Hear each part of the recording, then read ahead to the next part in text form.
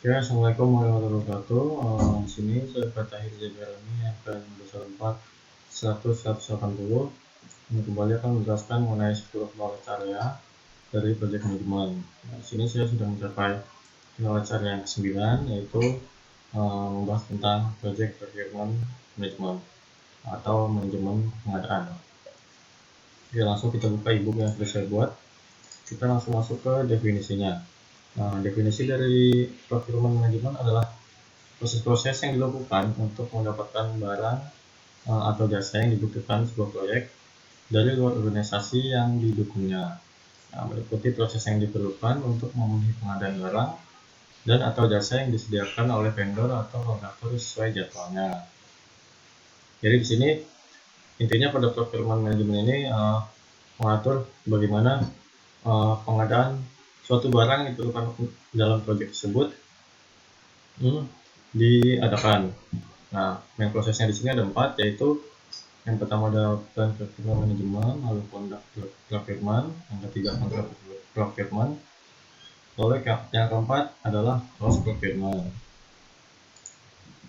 Oke, masuk ke proses yang utama yaitu plan procurement management. Nah, di sini adalah tujuannya menentukan kebutuhan pengadaan barang atau jasa oleh vendor atau kontraktor. Lalu di sini juga membuat jadwal pelaksanaan pengadaan.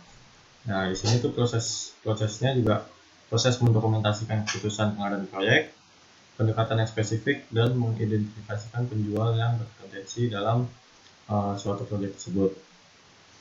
Nah, informasi yang ada dalam plan procurement management ini adalah yang pertama inputnya diambil dari project management, lalu ada requirement documentation, register yang kita sudah buat pada risk management sebelumnya, lalu ada activity resource requirement, project schedule, activity cost estimate, stakeholder register yang akan dibuat pada proses tersebut nanti pada stakeholder management, lalu ada enterprise environmental factor dan organizational process asset. Nah, untuk tekniknya di sini kita bisa menggunakan make or buy analysis, juga bisa menggunakan expert judgment, market research atau pencarian pasar-pasar yang berpotensi, ataupun juga bisa dilakukan dengan cara meeting. Nah, di sini outputnya yang utama adalah berupa procurement management plan. Nah, di sini saya sudah mencantumkan contoh dari procurement management plan, di mana procurement management plan ini berisi mengenai yang pertama ada procurement authority, lalu yang kedua ada roles and responsibilities dari di sini contohnya adalah project manager dan procurement department.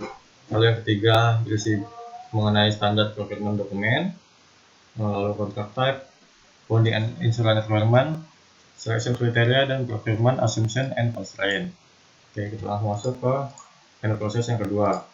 Nah, di sini proses yang kedua itu mengenai conduct procurement. Nah, di mana di sini adalah proses memperoleh respon dari penjual. Lalu juga di sini kita juga memilih penjual tersebut dan pemberian kontrak ke penjualnya itu. Kemudian di sini juga mengadakan penjelasan mengenai lelang jika kita mengadakan procurement itu dengan lelang, lalu melaksanakan lelang dan menerima proposal atau penawaran yang diajukan vendor atau kontraktor. Informasi dalam produk procurement ini dari inputnya bisa berasal dari project management, procurement documentation, short selection criteria, syarat proposal, project document, make or buy decision, procurement statement of work, dan organizational process asset. Nah, untuk tekniknya bisa dilakukan dengan video conference, yaitu jika kita menggunakan lelang tadi, jadi kita akan membid barang yang akan kita beli.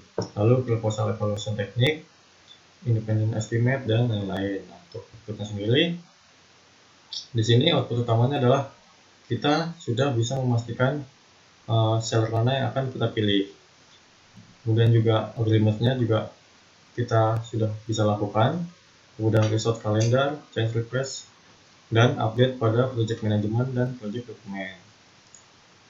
Oke, masuk ke main proses yang ketiga, yaitu kontrol perfirman. Dimana di sini proses mengolah hubungan pengadaan, pengawasan kontrak, dan membuat perubahan serta perbaikan yang diperlukan. Termasuk dalam kontrol perfirman ini, yang pertama inputnya berasal dari project management, performance documentation, agreement, change request, work performance report, dan work performance data.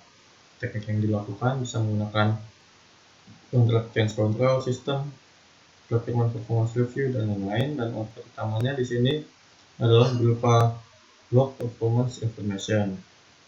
Lalu yang lain-lainnya hanya akan diperbaharui saja.